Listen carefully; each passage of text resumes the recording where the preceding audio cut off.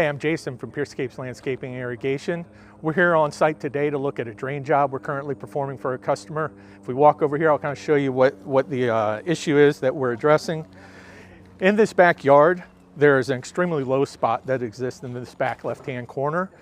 During a heavy rain, this would turn into a very large holding area for water. Unfortunately, the gravity here does not exist to properly get everything out, so we're going to need to use a sump pump in this instance. And the sump pump, the guys are currently installing it, digging that area right now. We can walk back there and take a look. As you can see, this is the catch basin that the sump pump will go into, and the sump pump will go into the hole that's currently being dug. And a sump pump is being used on this job because the gravity doesn't exist to get the water out through the pipe. So the sump pump is it's an electric equipment that needs to be hooked up, and it has a float in it.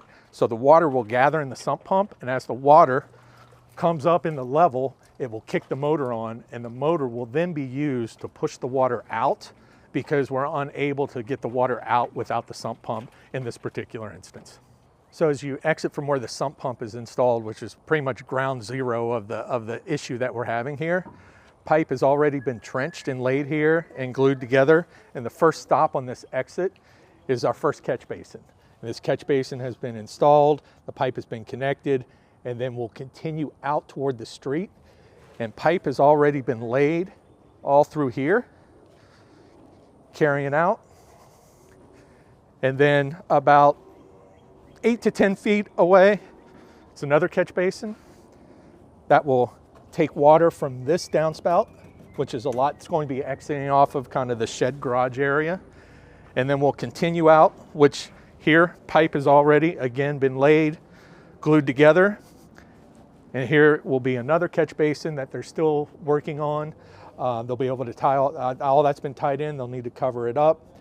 And then from there, it'll exit out to the street. As you can see here, this is the drain pipe that we installed. This is the drain that's going to carry the water out. Above that are two pipes. That's an existing irrigation system that the homeowner had in here. The key takeaway on this is make sure that whenever anyone's doing work that they're very cognizant of what's underground.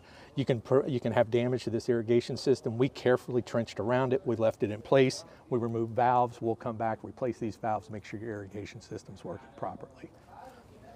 So in this instance, we can actually perform a curb cut, which is more, I would say, over time, it will hold up better than a pop-up. A pop-up can actually defect over time. It can get clogged. This will cut with a saw, and the pipe will be down here with the proper slope. It will come out, and it will exit directly onto the street. So since this is a whole yard transformation project, we've looked at the backyard already, issues in the front yard as well. First off, in this little gathering area to the front door, as you can see, the roof was open up at the top, so water would come up. There is a type of a barrier there, but there's still water that was coming in, which was really washing out the entrance to their front door here. So what we've done is we've placed in 4 drains here. They're smaller than what you see in the backyard because you don't want them to be too obtruse here as you're walking in. So one in this corner and in this corner as well. So there'll be 4 drains. This is all connected to the system that we've currently installed, and the pipe exits out. We took it under this brick wall, and this will exit out to the street at a different exit area than the one we looked at before. Another thing you need to be cognizant of when you do a drain job is what's going on with your gutters. What we came upon here is the gutter was simply here.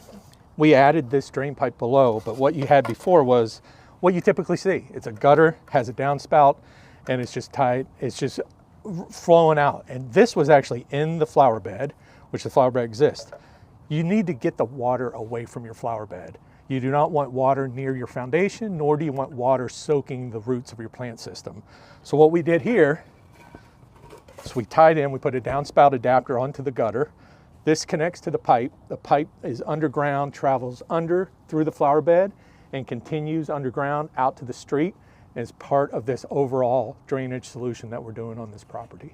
So in summary, we were working with a very low issue back here that we had to put a sump pump in to work through some slope and drainage issues that we experienced. But you have an exit to the street on one side, This pipe has already been underground. It's heading out to the street, continues out through the fence with a second point of exit on this curb on the other side of the street. And when we're all said and done here, the customer is going to be able to have a yard that he can enjoy again. He's not going to have to worry about flooding and puddling in the backyard, and he'll have one complete single solution for his drainage needs.